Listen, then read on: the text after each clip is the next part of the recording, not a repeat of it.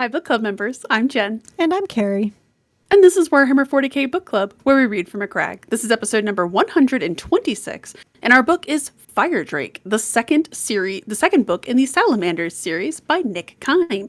It tells the continuing adventures of this elusive chapter with their favorite enemy. We posted several questions on our website. Also true.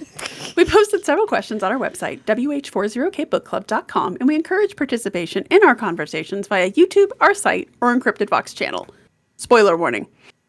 You know, if you somehow haven't read this book from a while ago, if you're in our elite club, definitely check out the book. I hadn't read it before, so... We're an elite club, darling. Oh, right. Definitely check out the book, and then this post, as we'll be discussing the book from start to finish in great detail. With that, let's dive in. Carrie, did you like the book? I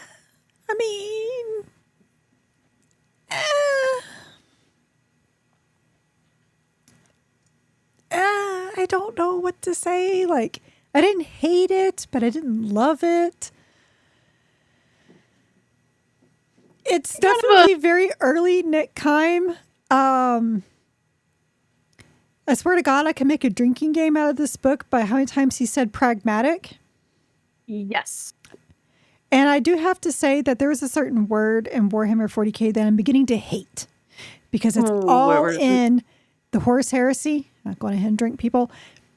And it was all over this book. Apotheosis. Just stop that word. Oh. Stop it. It's overused. And that's fair. I think he also used a thesaurus. Because there were like a couple of words in here. I was like, what? I can't even like try to discern what this word means from context. And I looked it up and I was like, oh, for fuck's sake, man. I feel as though there's this desire in a lot of early authors' work. You can see like there's the early author work. And then they all seem to go through this period where they're like, I'm an established author now. I use big words. And like never use a 10-letter word where a 3-letter word will suffice, right? Like just there's no need to bring out sometimes it's the right word, right? As I'm always telling my daughter, there's no such thing as a true synonym. So yes, sometimes that is the right word, but sometimes you're just being overly florid for the sake of it. I'm going to find this word. Did you see what I did there? Okay. Well, you're looking for that word. No, I can't. I need to put my glasses on, and I can't wear my glasses. I'm getting old, people. I need glasses. Oh, there. Oh, my God. I somehow turned the page right to it. Okay, I don't know. I don't think I can even pronounce it. Fuliginous? Fuliginous. Do you want to know what it means? Because I looked it up. Yes, I do. Sooty. Oh. Seriously, dude? Oh, okay. See, that's the thing. Where I understand, like, there does come a time when you've said a word so many times that you're like, I cannot describe this as being sooty or dusky, or I can't describe it in that way again. I need a new word. But there are other words for that. Then SAT words. Yeah, exactly that. Like you just there's more better words for you to use. Don't be that guy. Nobody wants to have to pull out the thesaurus when they're reading, and nobody. Wow, this author sure is educated. I am impressed. Said no one ever when they read one of those words. Right. Like. You were just like, okay, or sometimes people will break out a word and you're like, ooh, that is a fun word. We don't use that word enough, do we? But generally, put the thesaurus down. We say that like with my favorite word, defenestration or discombobulation. Not with whatever. Okay, really quick little rant here that I have to say because I just listened to both the audiobooks for the Blackstone Fortress series. Disorientated and disorientating. Oh, isn't that fun? How they pronounce that? No, it is not. Every time, sorry Brits, and I'm sure you guys feel the exact same for us when we say disoriented, but like they say it and I'm like, what does it even mean? There were a lot of words actually that were being said in the Blackstone Fortress books where I was like, that's a fun and exciting way to say that word. Anyways, I get it. I have been told, despite the fact that Colorado is considered to have a neutral accent. I also grew up in the country, so I recognize that I have a black hole of some words. But like, I understand. Accents are weird and different, and my accent is neutral for Americans, or neutral. It's not for like, I get it. But I am judging. Because that is my God-given right, because I'm free as F. Free AF, since we're just post 4th of July. Thank you for coming to my TED Talk about how disorientating is the worst word I've ever heard. I think the first time I heard it was when I started listening to the Caiaphas Cain books on Audible. Because he says it a lot. And he said disorientated. I visibly jerked. I'm like, wait, what? And so I pulled up the book. I was like, is that just how they pronounce disoriented? And not realizing, no, that's actually how they spell the word, too. It's disorientated. It's like, why do you guys keep adding extra letters to things? And yet, you say the word behemoth. I will never let that one go, you guys. That one's going to haunt me until the day I die. Forgot about that one. That one is actually more egregious because than I heard it. I didn't even know what they were saying. Same. I was like, is that like vermouth? Like, I'm confused. A behemoth, like a bay mouth, like. It actually kind of sounds like a drink you would order at like a really pissy upscale bar, where they're like hand chopping the ice for you into a block and then stamping it. Anyways, what part stood out to you, dear? Now we're gonna have to create this drink. Now I'm just saying we are gonna have to create a behemoth drink. Yep. So did you like the book? You always ask me, but you never say. No, I really didn't. I struggled with this book. It is earlier writing, and it's really hard because it's hard when you read the later works of people. Okay, to be clear, I felt the exact same way about Dan Abnett. Look, fight me with bottles and chains. Those first 3 ghost books are terrible.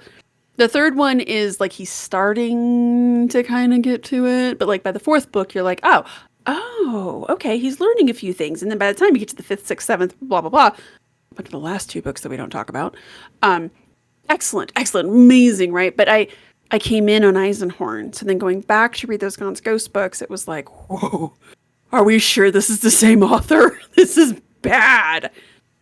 But so it's hard. And I have to recognize that, okay, this was some of his earlier works and some of his earlier writing. I did not enjoy it. And it's not that I'm a Nick Kyme hater. I know, like, on Reddit and stuff, I know Nick Kyme is a spicy subject in the fandom. But, like, I loved Volplone Glory, speaking of the Ghosts. I loved his Kato Sicarius books. Knights of Macragge. Oh, God, I loved that book so much. But, yeah, no, sir, I didn't like this one. I really, really struggled reading this one. Well, it was difficult in the beginning, and then it kind of picked up in the middle, but then it kept dropping off again. And then near the end, I was like, okay, like, I'm here for this. Like, this is really interesting. And like, yeah, I do want to know what happens in the next book, but I'm not eager to jump on in either. And be like, we have to make it the next book we read. Okay, guys. No, I'm not there. Like, I don't mind kind of holding off and waiting. So personally, when I got to the part, here comes the spoiler, when it's revealed that Dakir is a Messiah-esque character, I started to giggle. So I was like, and this is where Jen decides she hates the book. Yes, and you were absolutely correct there. We're going to talk a lot about Dakir. So I've read some of Nick Kyme's Horus Heresy Salamanders books too, and I just finished reading those.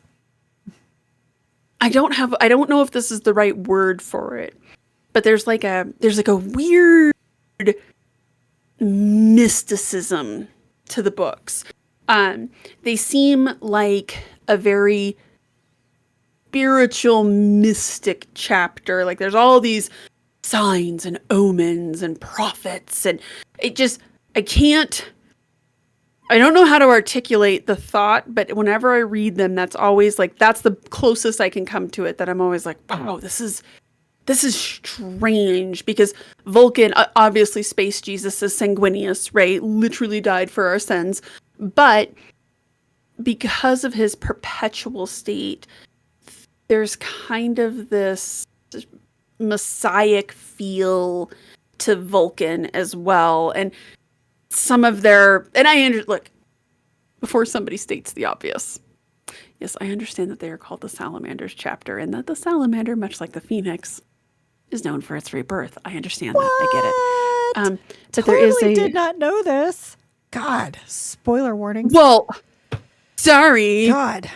Spoiling ancient mythology. There's like so many jokes that I could make, but I would take us even more off topic. I can't really put my finger on it, but that's what it always feels like. It always feels like there's something, some omen, some prophecy, something with the salamanders, and I don't know. And yet they focus on their pragmatism. So I'm so confused. Yeah. Which kind of feels like years ago, I had a neurologist who was really into crystals. He was a very, very smart, talented neurologist. Like, people came from around the world or for the country to work with this man. He was very, very smart. But as Penn and Teller once famously said, everyone has a gree-gree, and his was crystals. And like, sometimes they can just help you, right? Like, everybody has a thing. So yes, we're so pragmatic. Yes, you say that, but then the author is writing all around you. Like, do you know what's going on with your chapter in the books? I feel like somebody needs to tell them that. I don't know. The part that stood out to me, I mean, I do find the whole like chaplain training very interesting. Dakir, that part was somewhat interesting. Like, you get to see this. I don't know. I really like, there were little parts of the book where I was like, huh.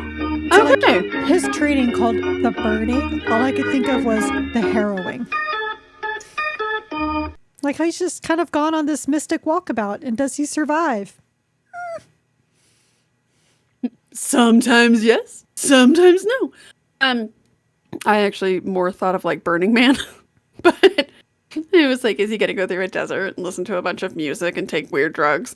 Kind of. I do feel, and this book is also my last like little complaint about the salamanders, like in general, with it, because we're going to talk a lot more about them, but I do feel as though some of the chapters, some authors just lean a little too heavy into their idiom, and like the fact that everything is fire based and everything. I'm like, I get it,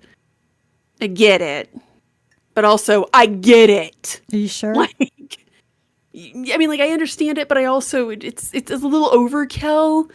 So the Space Wolves, people do this with the Space Wolves too, where they're just a little too much into the like, we're like feral, grumpy Viking werewolves. Like, calm down.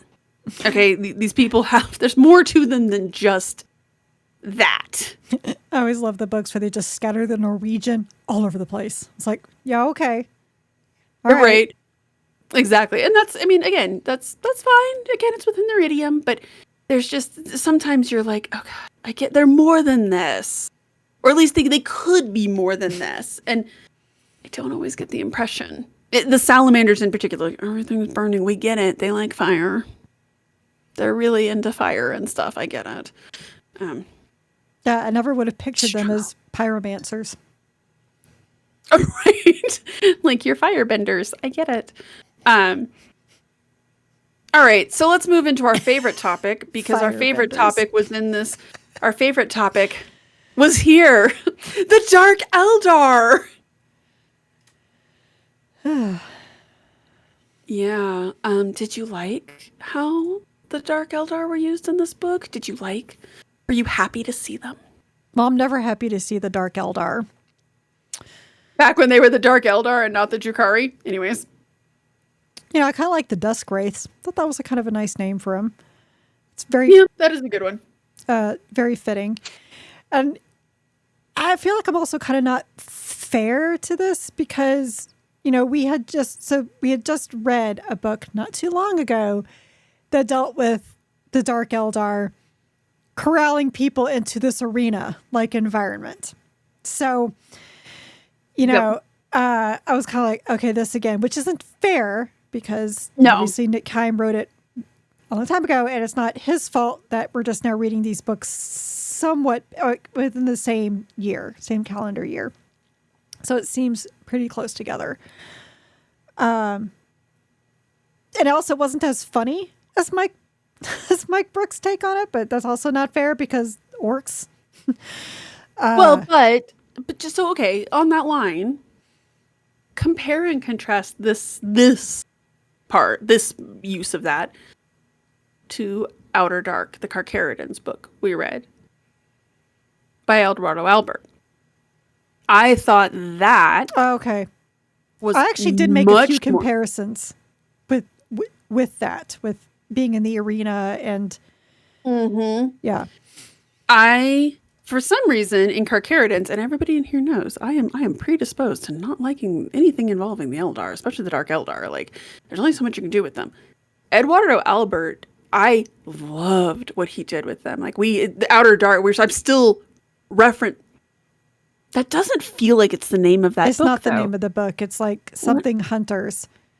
Silent Hunters. Thank you so much. Silent Hunters. It made it compelling. I really liked it. Yes, part of it was because of the drug addict that even Slanesh was like, no, thank you. That was pretty good. That's still my favorite part of the whole book. But just the way he described the arena and the way that he utilized it and the way that he established that these people are dangerous. And that's part of the fun. Like, this is, like, I loved the way he described the witches in general about how bored they looked with it, right? This never quite rose to that level of, like, intrigue and interest and colorfulness, I guess, was the word I'm looking for.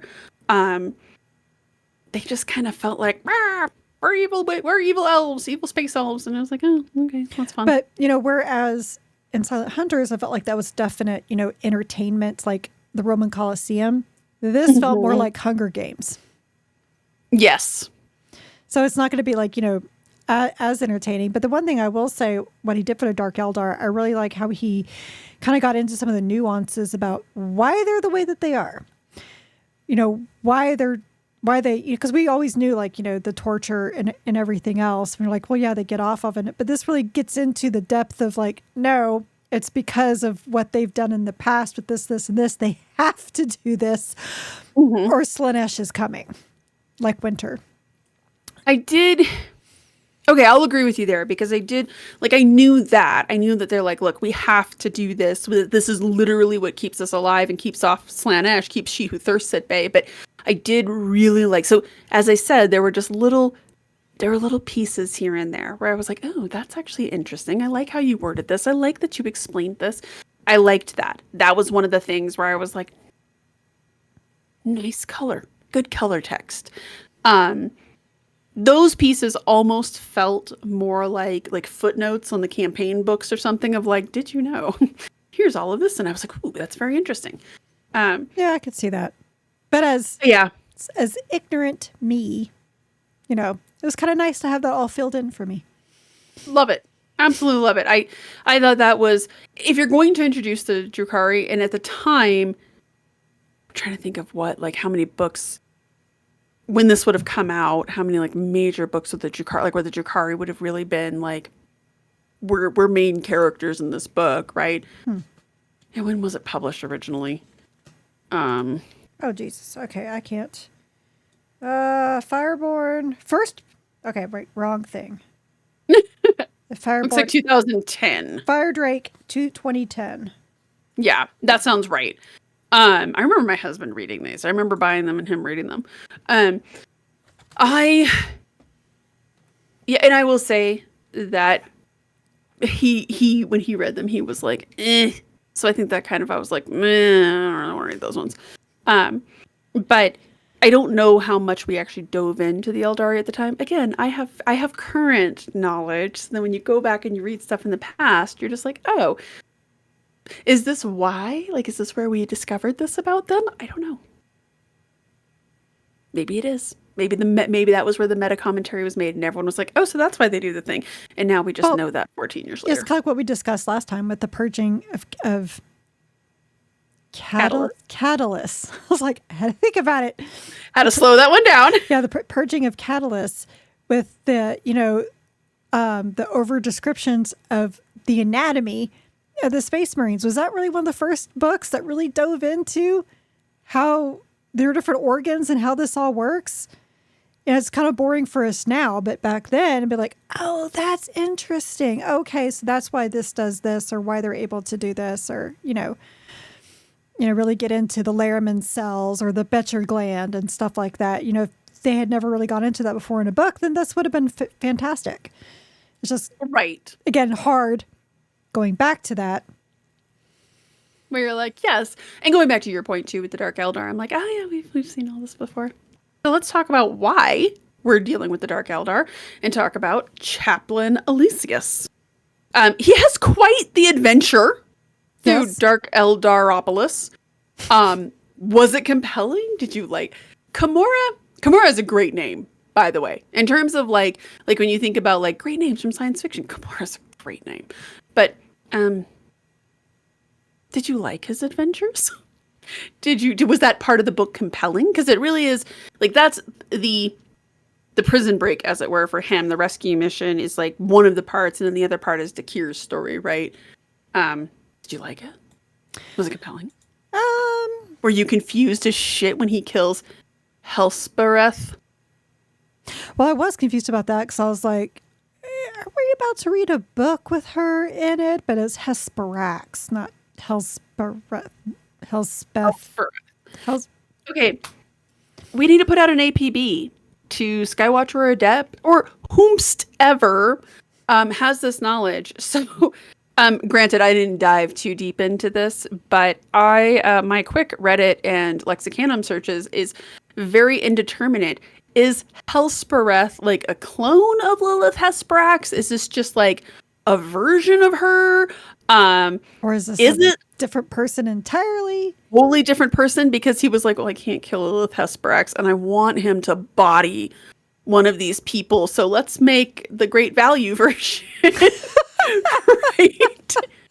It's it's not Mountain Dew. Don't make it weird. It's Mountain Spring. Like, I don't know. Maybe that's what it is. I don't know. But somebody please answer this question for me. It's Hesperax at home. We have Lilith Hesperax at home, dear. She just got killed by a chaplain. I mean, what a way to go. Crozius to the face repeatedly. If it's Lilith Hesperax, all I could think of the whole time he was doing it, I was kind of laughing because all I could think of was he was yelling, "The power of Christ compels you." So I could hear the Crozius. I mean, nothing says come towards the light like blunt force trauma. No, I mean, that's true. Accept the Emperor into your heart, Xeno scum. I don't know. Like, okay, if it was Lilith Hesperax clone or not, which if you've listened to this show long enough, you know my feelings on clones. We know Likey. I was at Denver Fan Expo this weekend, and there was this girl who was dressed beautifully like Ada Wong. She looked like Ada Wong, and we were standing in a line together, and I was just like, oh, nice Ada Wong. And she was just like, oh my god, thank you, like she's my favorite character from the Resident Evil series. And I looked at her and I was like, they never should have cloned you. She just started laughing because anyways, I hate clones. It's still an ignoble, like, really? That's okay, sure. Crozius repeatedly to the face, although he was really mad at that point, like mind-numbingly mad at that point. I mean, this is beyond she put mayonnaise on the sandwich mad. Yeah. But did you Was this compelling? Was it a good story element? Interesting? So, I mean, the only thing I liked about the whole thing was what was going on with, Iagon. I wanted to call him Iago, like from Aladdin. Okay. So Iago and his story with Bakken. Although honestly, like when I was making my notes, and I always write a list of characters, and I got to Tannhauser, which is, I forget which regiment he is. And I wrote his name down. I was like, he's the real hero of this story. Because he, to me, was like one of the most compelling characters, and I was going to be so mad if he died. Were you mad, Carrie? But he didn't die. Yeah, so you weren't dead. You were mad. We had to close out the thought. Yeah, I would agree with that statement, by the way. I didn't. Chaplains are hard. Chaplains are different characters because they are very serious-minded, very serious characters. They're supposed to be, right? Their whole thing is that we look for corruption and we fight against corruption, right? And yet he couldn't see it in front of his face. Like, if anyone's familiar with the Red Letter Media, with the Palpatine's behind it. Yeah, the whole time I'm just like, I'm not even a chaplain, my guy. Anyways, chaplain characters are very hard. And there's only been, like, I can count on one hand the chaplains that we've read about that I'm like, ooh, I like this character. I'm really invested in this character. I kind of like Asterath, I guess, when he's not looking like Meatloaf. Yeah, Asterath's a hard one. That book that we read, the Asterath book we read, was interesting. Yeah, I think everyone knows I'm not a huge Eurotrash space vampire fan, but I like Asterath. Fine. He's one of the named guys. Elysius did not. He didn't move my needle. Like, he got kidnapped, and I was like, Like, it wouldn't have bothered me if he died, if he got, because yeah. I mean, what's the important thing is the sigil, right? Fuck this guy. Sigil. Hello. Anyway. Well, as soon as they revealed, like, that was like he's at the sigil, I was just like, oh, of course he does, because he has to be a thing. I'm not really liking him right now, and yeah, you could have just like, oh darn, shucks, they killed him. And his like tragic backstory, I was just like, okay.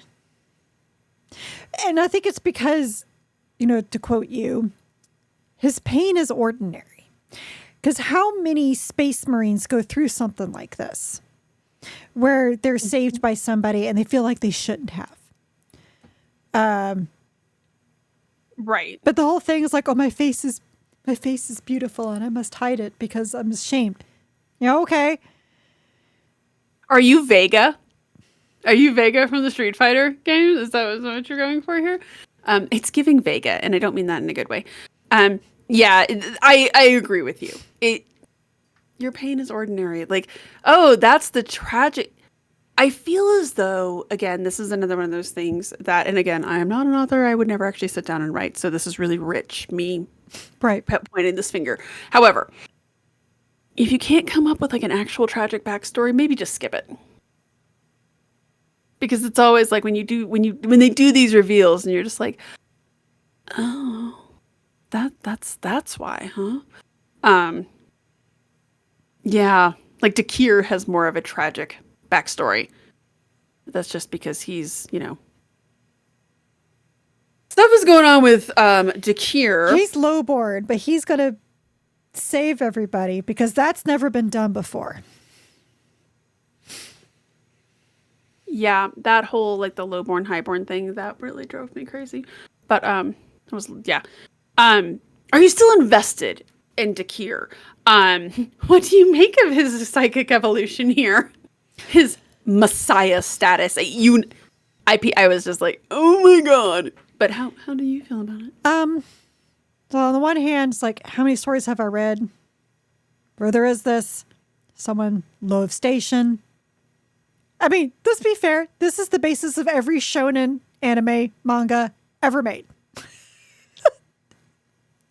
Not even kidding. Almost every science fiction and fantasy story, right? Going back to Tolkien.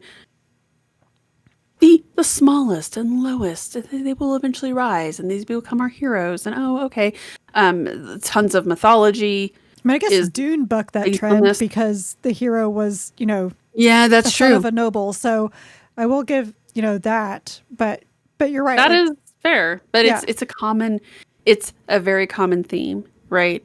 And this idea of, oh yeah, he's lowborn, but oh, wait. And he's always put down by the one of noble class, right? I mean, this is very Harry Potter, where you got Harry, and you have Draco. It's constantly mean to him. It reminded me of that, or like Sword in the Stone.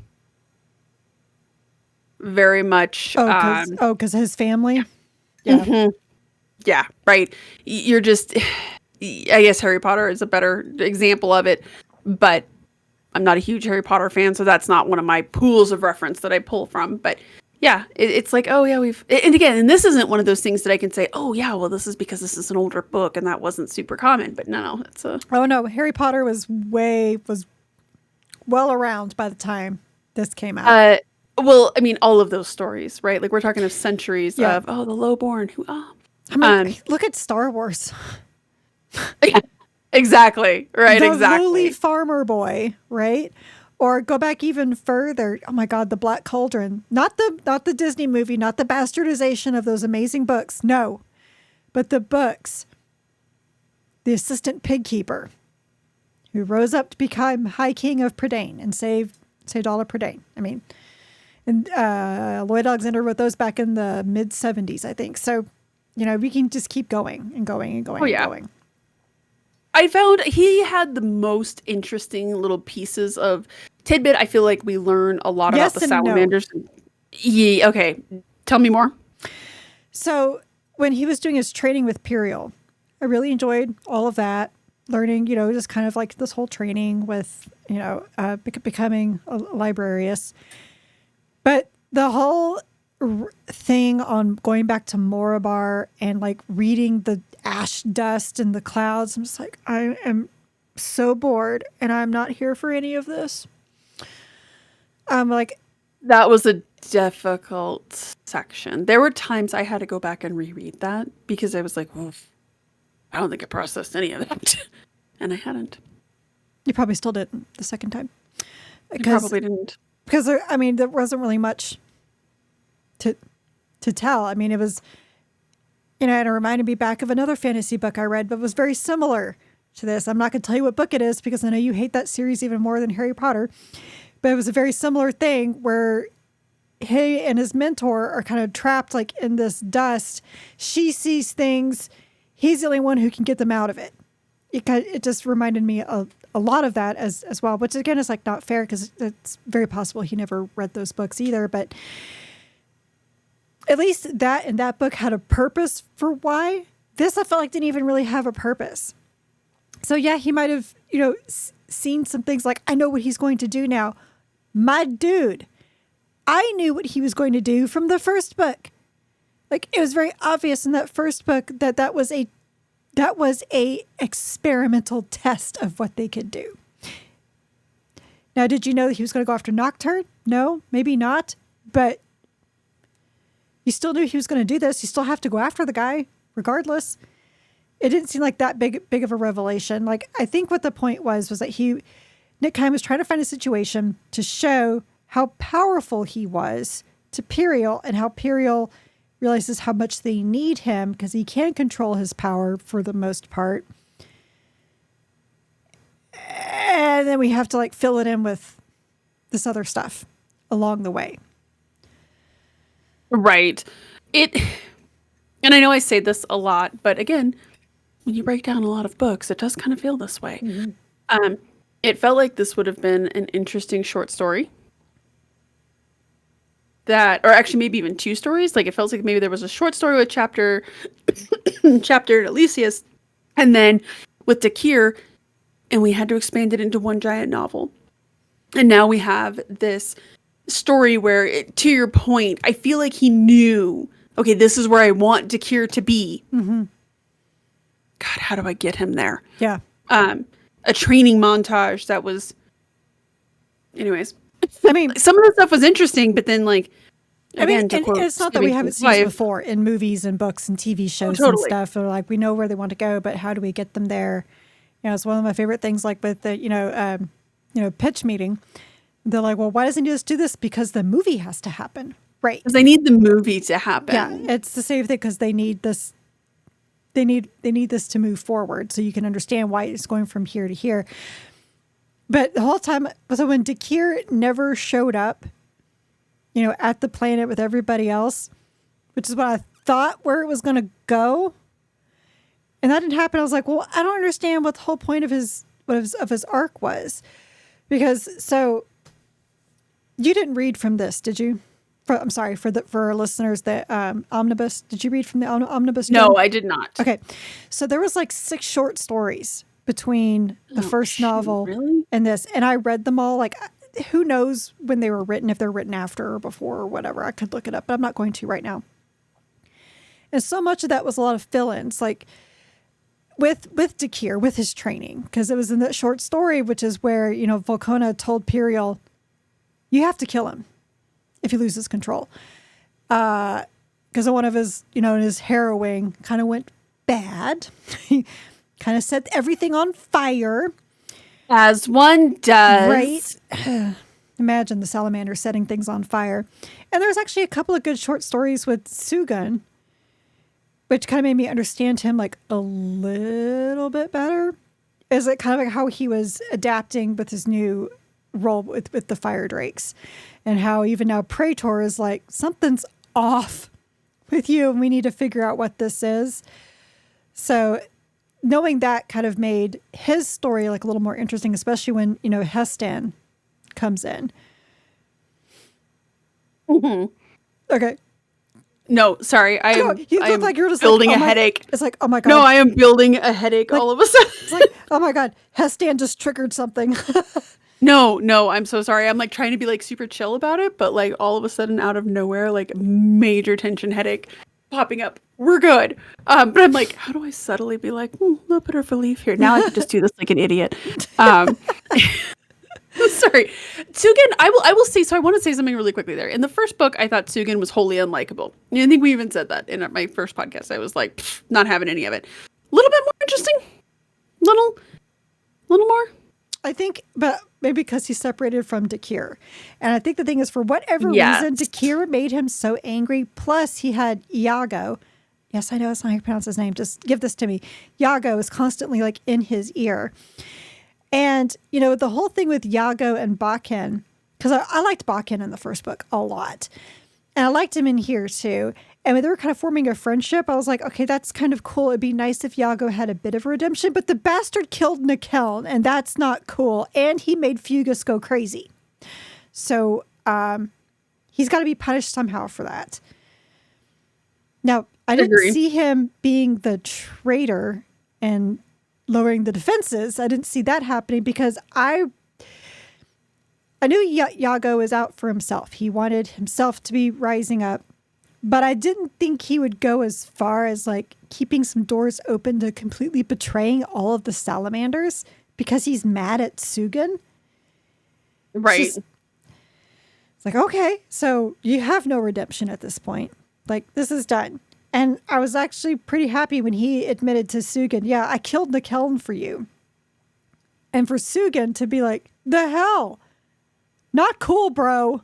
Like, not cool. It's all for you, Damien. Pretty much. Fair.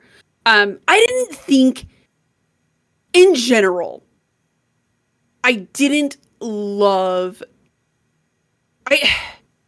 I guess when I found out that when he gets revealed as being like this huge traitor, I was like, oh, I guess. Like, it felt like, I don't know how to say this without it just sounding really shitty, so I'll just say it the really shitty way. It felt like he had a toy, Nick Kyme had a toy that he really liked with them, and then was just like, done with that now. And there you go. Now it's just this, it's like this huge, and then he tries to have a redemption arc with them. I felt like he just didn't know what he wanted to do with any of those characters. No, which is, but he did turn full traitor. It's like, again, like what I was saying, like, yeah, he's an asshole, but I didn't think he was going to go full dick. Just like, I didn't see that coming, because like you can have like a totally self-absorbed guy who's like just thinking of himself, but he wouldn't betray his own chapter. So that was weird to me. Yes. And I will say, to me, it didn't make sense personally. I will say there was no need for him to do that. There was no need for him to kill Kodo. There was no need for him to be like, I need to talk to Nihalan. I need to talk to, but why though? If you want to get your revenge at Tsugen, there's plenty of other ways to do that besides going and talking to Nihalan and killing more people. Like, is it one of those things like, oh, you've already killed a couple, so what's a few more? Right. One of the things that I struggle with in Loyalist Space Marine books, and I understand that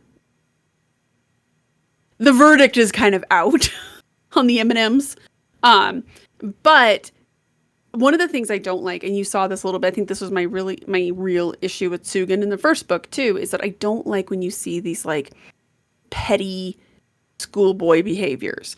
Like some of them are straight up acting like I would expect Chaos Marines to act, right? Where they're just like, I'm out for myself and I'm doing my own thing. And yes, I understand that the Marines Malevolent have always kind of walked that line, right? It's kind of in their name. It's literally in their name. I also don't know, this is another thing that I didn't actually look into and I probably should have. But I don't know, are these the books that establish this, like, because I know from memes that Salamanders and the Marines Malevolent don't like each other. Is this the book that establishes that? Are these the books that like, hey, this is why they don't like each other, and now there's a whole bunch of memes for it 14 years later? Is that why? Possibly. Maybe? I don't know. But I don't know. It felt like he had, like, oh, I'm going to write a book, I'm going to have the Marines Malevolent, and they're going to be really interesting. I don't know. They're just traitors. Like, oh, that's an interesting way to go with that. That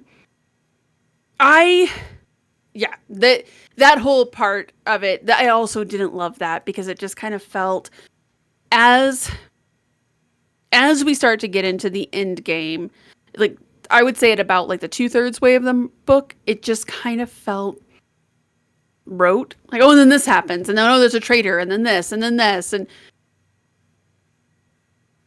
I wasn't digging it, as you can tell. It just never felt like, I felt the last third of the book, I was just like,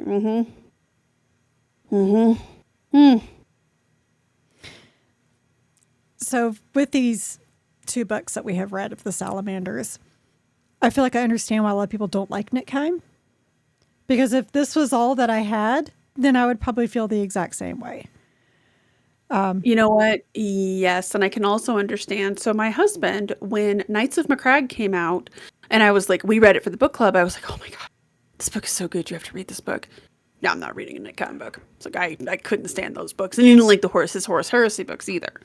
I can understand if you read the Salamanders Omnibus, or the 3 books, when they were new.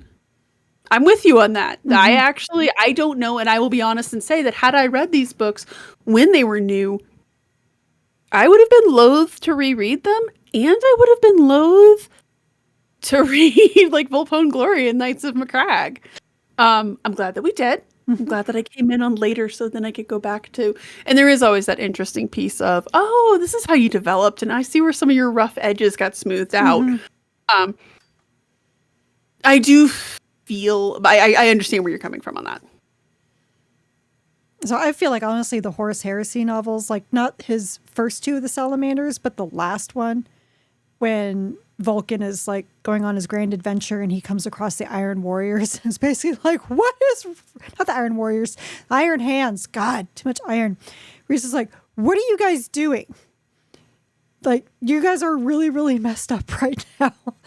Like, Because it was pretty bad. But I mean, and I kind of felt sorry for the Iron Hands too. So they needed someone like Vulcan to come in and be like, like, you guys need to, like, you know, shape up. And then of course they didn't. And that's why the Iron Hands are the way the Iron Hands are. Like when he was looking at them and seeing what they were doing, like with their bodies, he's like, this is not what my brother wanted for you guys.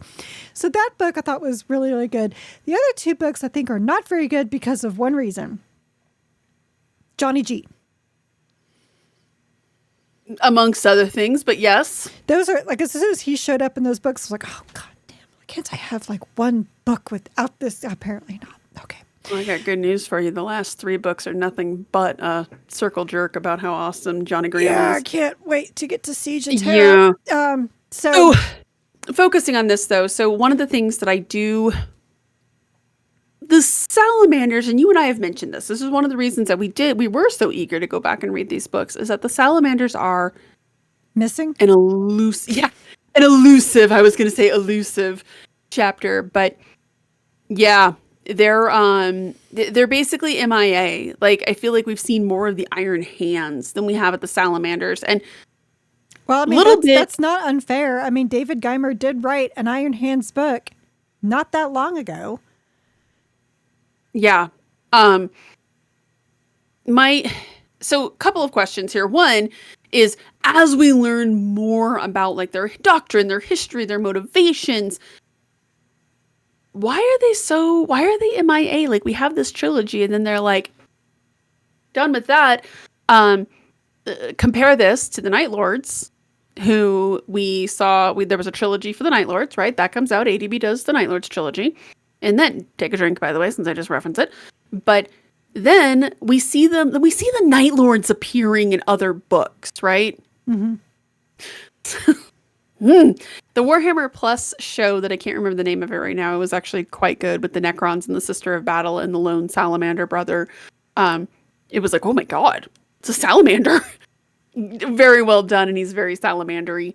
But why, and this gets a little into meta commentary of, like, do you like what Kyme did with the salamanders, and why do you think we don't see more of them? I don't know, but one thing kind of just disappointed me with this is that with this, like, especially, you know, Hestan talking about, he's like, well, I could go back out and keep hunting down the 9. Dude, you're the Forge Father. Like, I just finished reading that book where Vulcan established the whole idea of the Forge Father. This is not what you're supposed to be doing. And this whole idea of, like, searching for the 9, like focusing everything, leaving your brothers behind, going by yourself, search for 9. How are you any better than the Dark Angels at that point? You're just looking out stuff for yourself, for your own mysticism about your chapter.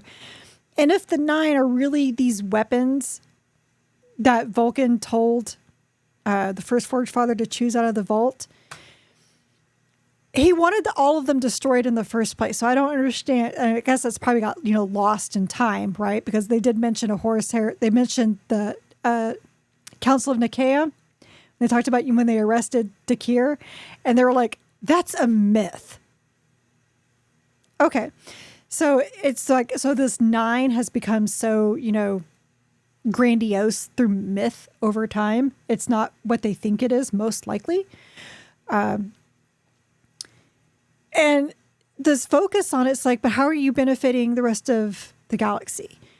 You know, and maybe that's why we see more of the Ultramarines and the Iron Fists and the Raven Guard, even the Raven Guard, or oh my gosh, the white scars, white scars of all people. You see more. That's an interesting point. Like, because they're all like, yes, we're doing these things like for the galaxy. Well, where is the chapter that, you know, from David Annandale's Vulcan book? He wanted to be with his son so badly and help him fight his father's enemies so bad. He was mad at his father for not telling him that he already had sons. So now we have these guys that are like, have become reclusive and are just doing their own hunting and their own things. Like this, going to this planet to, you know, get rid of the Dark Eldar. is the closest thing we've actually seen them to doing anything in the galaxy. So we know they have these pacts out there. You can't tell me this is the only one that they've had this whole time. Are they just sitting pouting and looking for the 9? Well, is it that the Ultramarines are just that interesting? Because I don't believe so. As much as I love the Ultramarines, they can be dull. The Iron Fists, the Imperial Fists, they can be dull.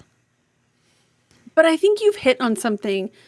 Maybe you're right. Maybe you're absolutely right. I think that's so. Okay, I understand that the Iron Hands are a little squirrely because Dad's dead. I understand some of the Blood Angels shtick because Dad is dead, and if you step out of line, you might end up just going crazy and thinking you're trying to kill Horus. So they have, but like every other chapter seems to have this like either optimism, like the Space Wolves, right? Dad's gonna be home someday. Dad'll be home for us. The Raven Guard too. Dad'll be home someday. The Imperial Fists. We're pretty sure Dad's going to be home. We don't actually know. We're pretty sure about this, right? But we have more important things to do because there's a whole galaxy for us to save, right? The Ultramarines, the Imperial Fists, too. They know their mission. Their mission is to stay on the phalanx and be the final defense of Terra. They have never forgotten their mission. The Ultramarines have never forgotten their mission. Well, it's because they had Bob for the longest time. They had Bob there, but even they had their own legend. But the Blood Angels never forgot their mission. They knew they had to keep that outer sector. And that was always what made the Dark Angels so interesting, was that they did forget. They did lose the plot. They were so obsessed with, and I understand that whole thing. I'm not into it, but I get it, right? They're so obsessed with eliminating the Fallen. That does make it feel like the Salamanders are like, oh, we got to get Dad back. We got to get Dad back. Like, we have to go out and find Dad. My brother's in the Emperor. What are we... Like, there's a whole galaxy, and yes, they go and they save people, and yes, they go and they do stuff, but the stories, like some of these stories that Nick Kyme has presented us, are strictly about how do we bring Vulcan back. And I don't find that very compelling. Like, where is the story of a group, and maybe there is, the story exists, so I'm actually asking for our comment section, who knows, where is the story where the salamanders go to random Imperial planet because the Nids are there, random Imperial planet because the orcs have shown up. Do they only show up when the Dark Eldar are doing the Hunger Games? Like, is that the only time that they come out? Okay, because they're too busy looking for the relics? I don't know. There is a short story in here. It's Sugan's short story. I can't. Goddamn omnibus. I think it's Fireborn. And they are, let me double check on this. Let's see, Fireborn, page 377. Yes. So basically this, sisters, the Battle Sisters, they're getting invaded by Chaos Marines, and the priest actually calls for the priest called for aid, and so that first company of the Firedrakes goes, and it's like one of Sugan's first missions that he has with the Firedrake. So there is one example, and that's fine, but it's like, but what are they doing now? And that's the thing that's getting me. Just the fact that we have had books more recently about the Iron freaking Hands, and with the White Scars. We've had several books with the White Scars, and outside of Robbie McNiven's books, I would look to Apocalypse, where one of the main characters is a White Scar. Like, we've been presented with these. I feel as though the Iron Hands are probably the second most elusive. Well, probably the Raven Guard. Actually, they went through a period where we had a lot of Raven Guard, and now every now and then you see a Raven Guard. They never managed to get a full conspiracy, just a secret.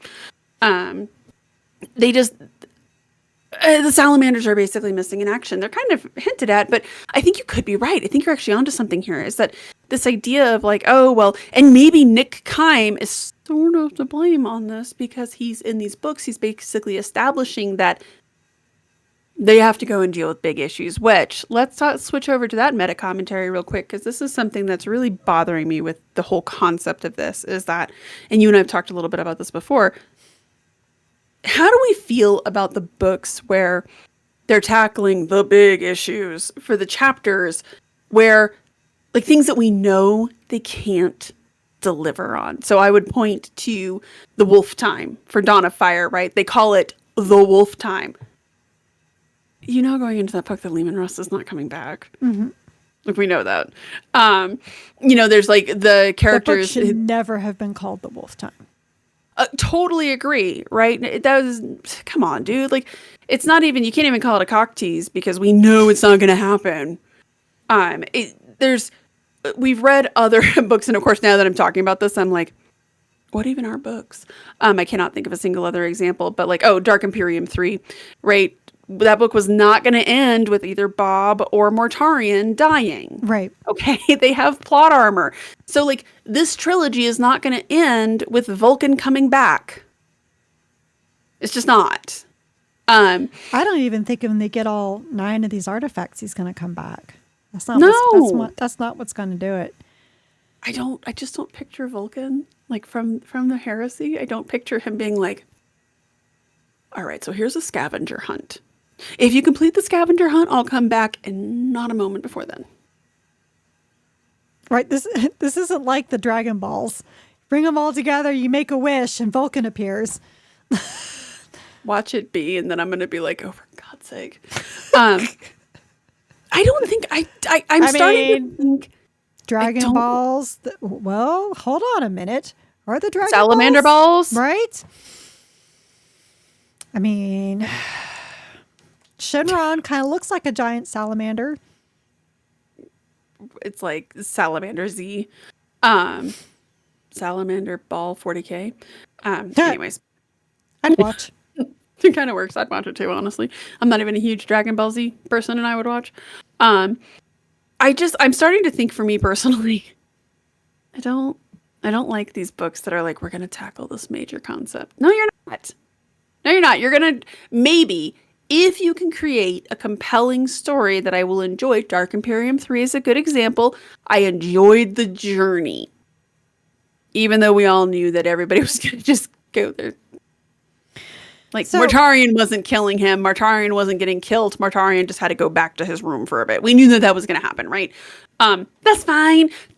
Magnus coming down, bamfing down onto Fenris. Is Magnus going to destroy Fenris? Is he going to destroy the Space Wolves? No. Are the Space Wolves going to destroy Magnus? No. You need to make the story at least interesting, and this book is not. Maybe I'm just. I think you're right, because I think some of this book's like purpose, because we were talking about like when these were written, is this like, is this what established the animosity between them and the Marines Malevolent? These books could totally establish like the hunt for the 9, right?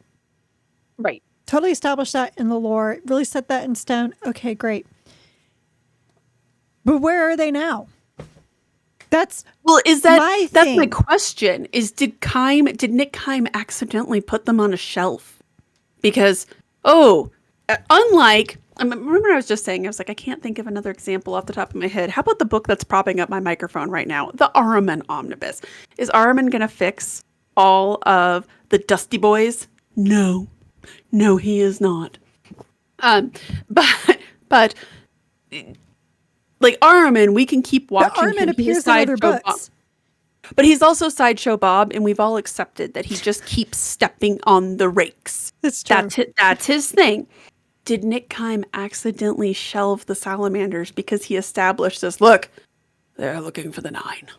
So now whenever it's like, oh, we should do a set, I really don't want to have to talk about the 9. That'd be unfortunate? I don't know. It would be unfortunate.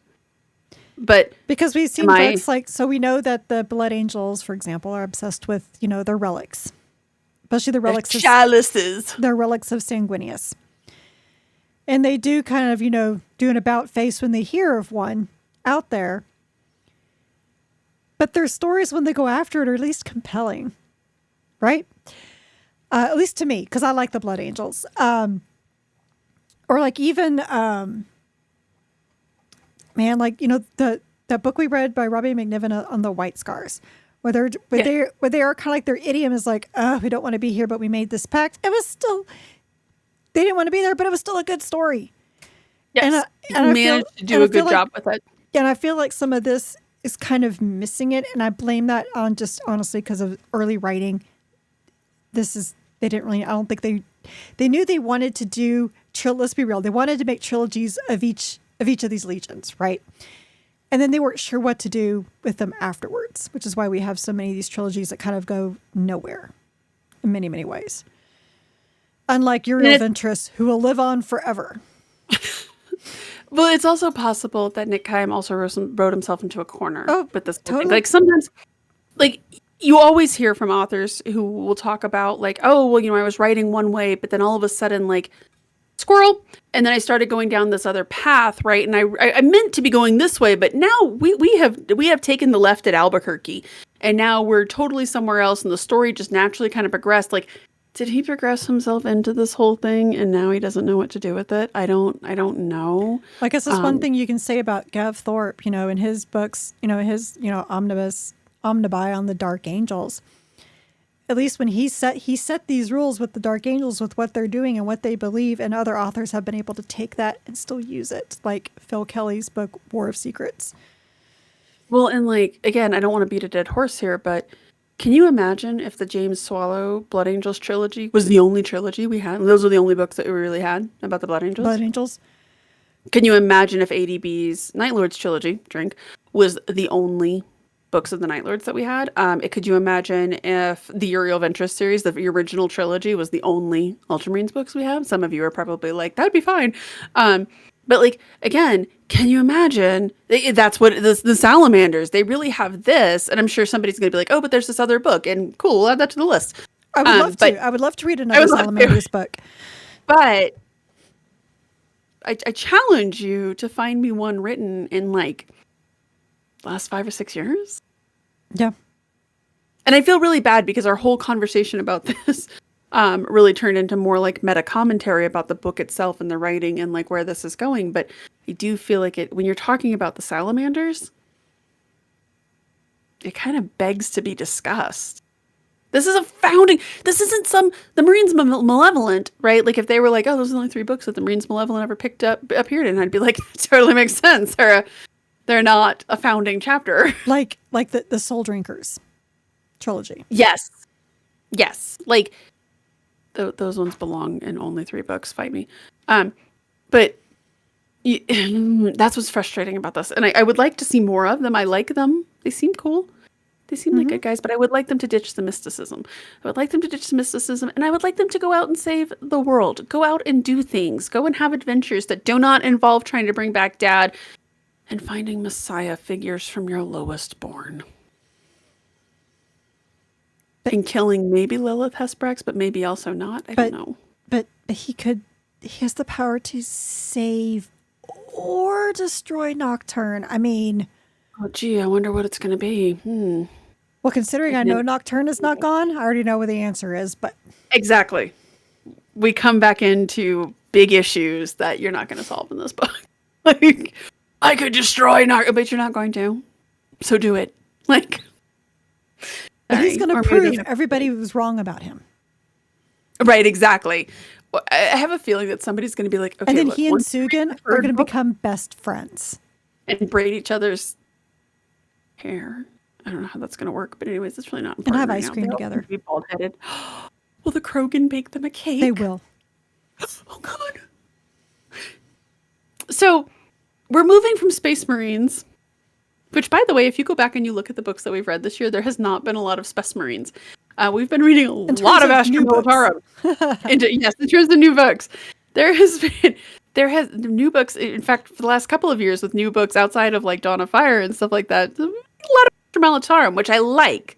There should be more Astra Militarum. Which I think has actually affected like how we feel about books, because looking at the purging of Catalyst, who are our favorite characters? It was the humans. The Humies. Who's the real hero of Firedrake? Tannhauser? Although every time I saw it, I thought Boomhauer. I did too. Oh, good. So I kind of started imagining him speaking. Oh, he totally spoke in that deep, deep, deep East Texas mumble. Yeah. Yeah. Which adds a layer of humor to the book that I don't think was intended, but I also very much enjoyed. Exactly that. I feel like we now, like, I think you're absolutely correct, because when I look at, like, when I first started reading Warhammer, I was always like, oh, the people characters, when we're reading Space Marines, right? I'm like, oh, the people kind of suck, actually. And then there was, like, this weird turning point where now I'm like, oh, just get back to the people. And I think it is because I don't like my Space Marines to have those petty, selfish desires. People are allowed to have those. That's fine. But Space Marines should be above that all. But we are diving back in to more Krieg with Siege of Vrax. I was really excited about this limited edition. I have to give, and I'm sure we'll say this on the Siege of Vrax podcast as well. I was really excited about this limited edition, but like this detail here and like the barbed wire and the art on the inside, this is a nice limited edition. They did a good job with this. I mean, I love all the little, yeah. Like, there it is. I like that. I like the barbed wire on the bottom. I really enjoyed. I didn't realize that Dead Men Walking was also by Steve Lyons and within his Krieg universe. I don't even remember that book coming out. So I do, but I think like I don't even remember when it came out, but I remember coming out and being like, oh, and then just never reading it. So we're gonna have to add that one to the list. But I'm really excited. New book, finally, and we are going on vacation this next week. So, what says beach read like the Deathcore of Krieg?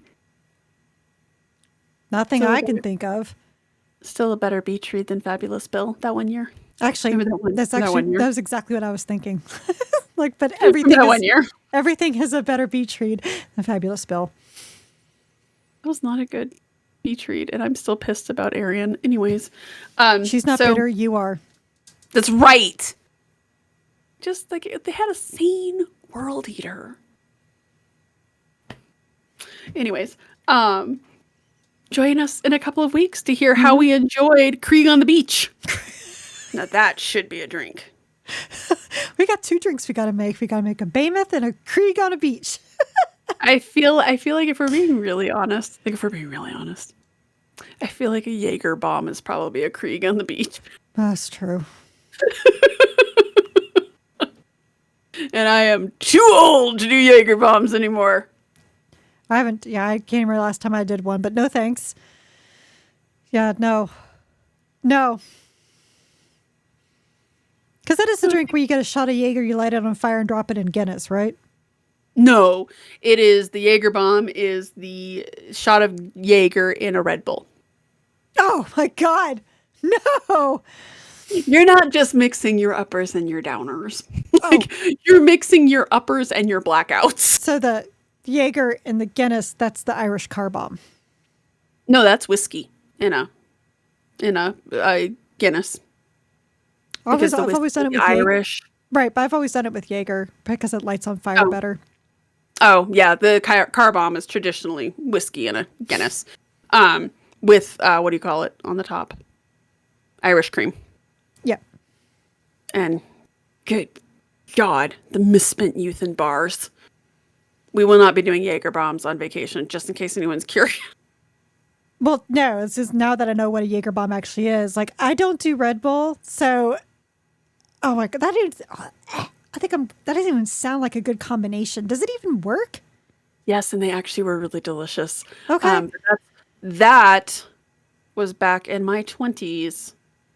Everything tasted good back then. Except for Goldschlager. No. Just no on the Goldschlager. Everyone in our Gen Xers had a Goldschlager incident. Everyone has. Yeah, you can generally tell the age of somebody if you're like Goldschlager and they're like, oh! Did you guys? So sorry. Last little train here. There was a trend on Instagram where like Gen Z was discovering Goldschlager, and a bunch of Gen X people were reacting to it, going, "Don't, do not." My favorite was somebody. This poor young boy was like, "I hear it's better if it's at room temperature." Oh, pumpkin! Somebody lied to you. Someone lied to you. Somebody lied to you. It doesn't taste better ever. The only way it's tolerable is if you stow it in the freezer for several hours because it won't freeze. Next to your Everclear. Never did Everclear. Now, I did obviously in Jello shots. I mean, obviously. But did I ever like make an Everclear drink? Did I decide, you know what? I should just go to the liquor store and get Everclear. No, that never happened. No, not even a little bit. Do you want to take us out, Carrie? Yeah, I will before we start getting on to like more drinks. But so you've listened to the Warhammer 40k book club episode regarding Firedrake by Nick Kyme.